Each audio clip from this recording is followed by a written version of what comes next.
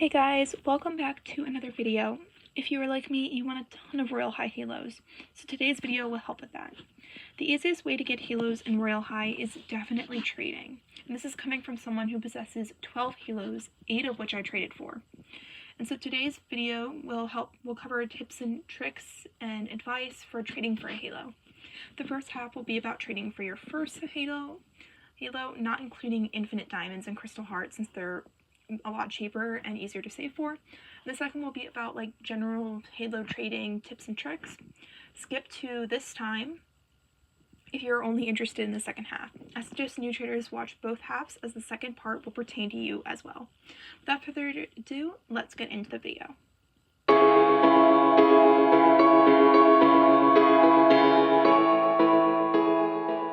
So starting off with halo tricks for new traders.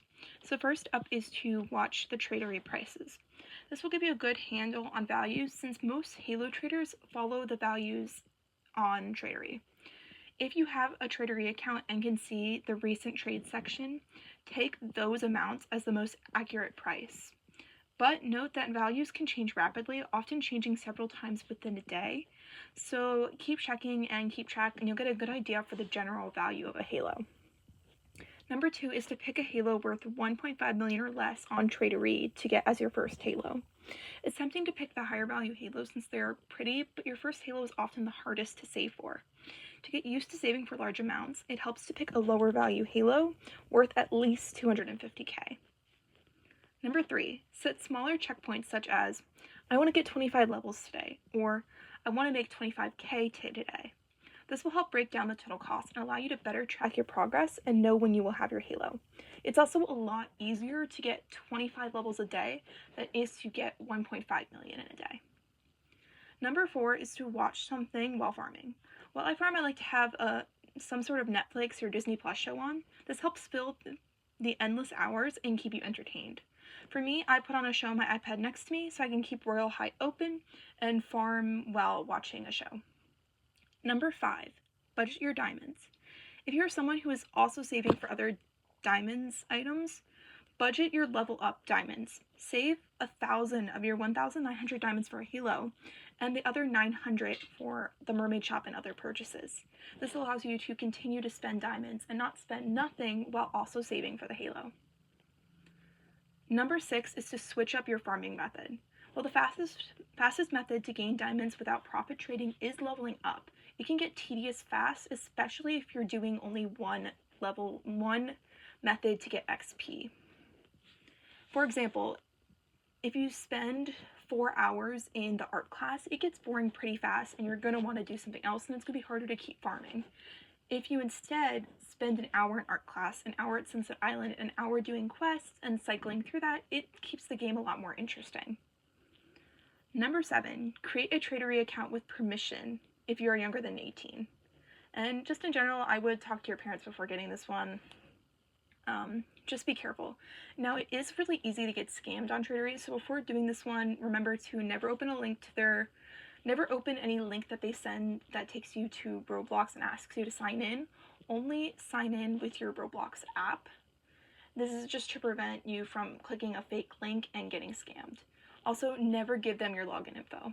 And this is just covering the basis. There are plenty of ways people have gotten scammed through Tradery, so just please be careful and continue to watch because often different influencers will post what the latest scam is.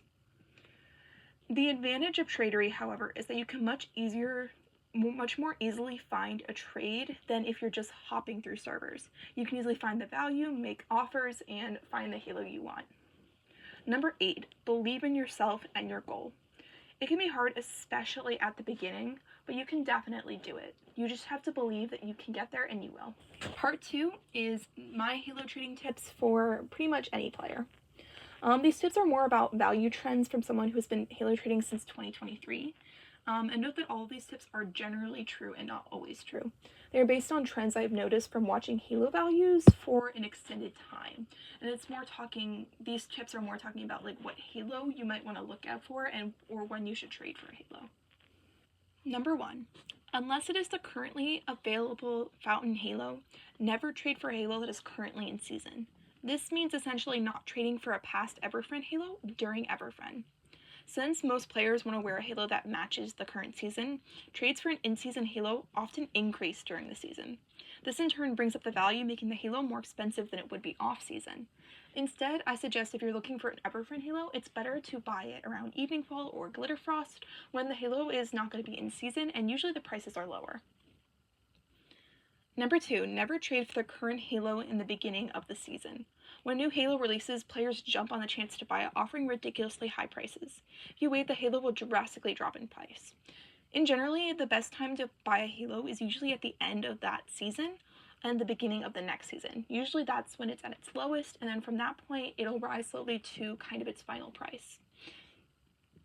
Number 3, Everfriend and Evening Fall halos are usually worth the most. Due to the short season and the fact that these halos usually have very popular designs, these halos tend to be worth more than other seasons. If you choose to farm for one of these seasons, be prepared to spend more. The wildcard season, I will say, is flowering, which either has low value halos or high value halos. Generally speaking, if the flowering halo has back toggles, it will be high in value, and if it doesn't, it will be low in value. Number 4, Shine-Tide and Glitterfrost have the cheapest halos. These seasons tend to be longer, allowing more people to win the halo. As a result, these halos, especially the Shine-Tide ones, are low in value compared to other halos. Keep this in mind while trading, because if you want the current Shine-Tide halo, you will likely be able to get it for pretty cheap at the end of the season. Number 5, halo values usually are contingent on the type of halo. Commonly, halos with both back toggles and head toggles rank the highest in value. This is followed by halos with just back toggles and halos with just head toggles. Note that this is a general rule and falls below in accuracy to my next tip, but it's important to remember when you're trying to assess whether you think a current halo is worth spending right now at the end of the season, or if you think it's better to wait in favor of a different halo. Number 6, there is a certain style that's popular and that popular royal hide halos tend to have. And while I cannot really describe it, see the top halos and you start to kind of understand what I mean.